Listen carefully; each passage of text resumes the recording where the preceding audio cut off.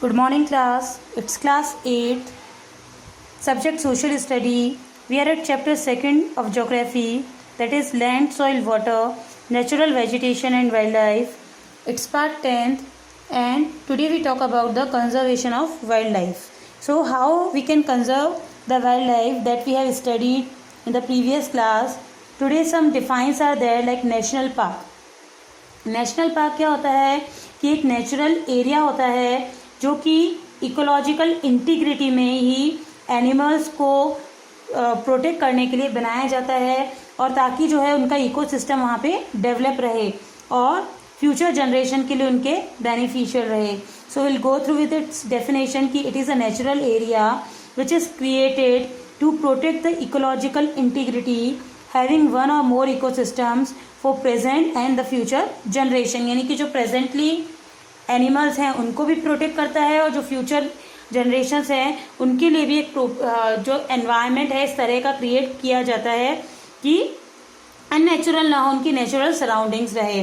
फिर है biosphere reserve. It is a series of protected areas which are linked through a global network intended to demonstrate relationship between the development and conservation.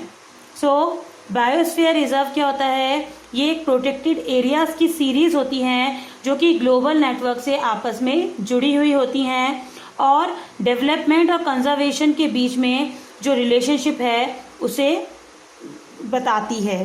फिर है sites. Sites क्या है कि international convention यानी अंतर्राष्ट्रीय सम्मेलन होते हैं. साइट्स का फुल फॉर्म है the convention on international trade in endangered species of wild flora and fauna.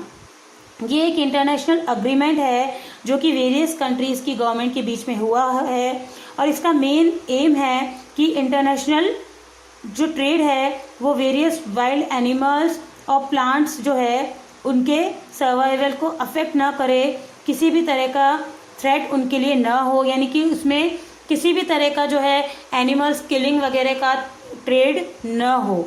तो इस तरह से इसके लिए ये बनाया गया है, सम्मेलन किया भी जाता है एक पर्टिकुलर टाइमिंग वगैरह में. फिर है the World Wide Fund for Nature WWF.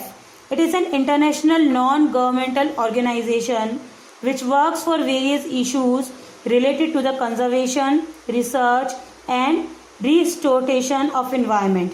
अभी कह रहे हैं कि एक ऐसी इंटरनेशनल नॉन गवर्नमेंटल ऑर्गेनाइजेशन है जिसका वर्क क्या है, नेचर को कंजर्व करना, उस पर रिसर्च करना और उसे रीस्टोर करना.